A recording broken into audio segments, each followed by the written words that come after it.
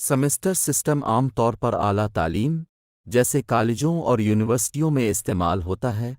کیا یہ اسکول کے لیے درست ہے؟ اور کیا یہ اسکول کے بچوں کے لیے فائدہ مند ہو سکتا ہے؟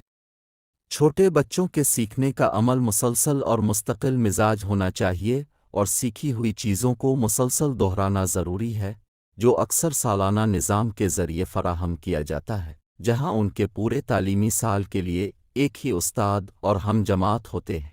سالانہ نظام استاد اور طالب علم کے ساتھ ساتھ خود طالب علموں کے درمیان ذہنی ہم آہنگی کو بڑھاتا ہے، جو سیکھنے کا ایک زیادہ واضح، معاون ماحول فراہم کر سکتا ہے۔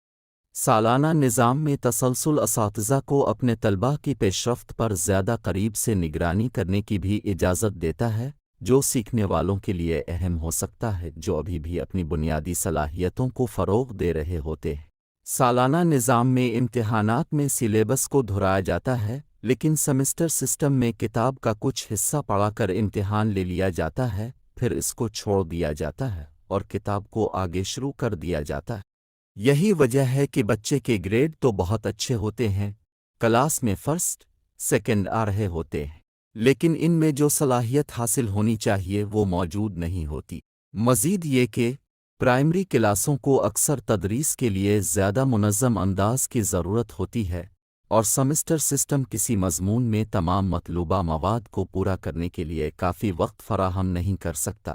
اس کے برعکس، سالانہ نظام سیکھنے کی زیادہ بتدریج بہتر رفتار فراہم کر سکتا ہے، جو کم عمر سیکھنے والوں کے لیے زیادہ موزوں ہو سکتا ہے۔ بے شک سمسٹر سسٹم میں بچوں اور اساتذہ کے لیے بہت آسانیاں ہوتی ہیں، لیکن اسکول کی عمر میں بچوں کا حافظہ دیر پا نہیں ہوتا۔ بچے یاد کی ہوئی چیزوں، اسباق کو جلد بھول جاتے ہیں، اس لیے ان کو بار بار یاد کروانے یا کرنے کی ضرورت ہوتی ہے۔ یہ بات بھی ناقابل فہم ہے، بچوں کا سالانہ امتحان کتاب کے 2-3 اسباق سے لیا جاتا ہے تاکہ بچوں کے نمبرات اچھے آئے، والدین اور بچوں کو مطمئن رکھا جا سکے۔ خلاصہ یہ کہ اگرچہ سمسٹر سسٹم اعلیٰ تعلیم کے لیے بہتر کام کر سکتا ہے، لیکن سالانہ نظام پرائمری ور مڈل کلاسز کے لیے زیادہ موزوں ہو سکتا ہے۔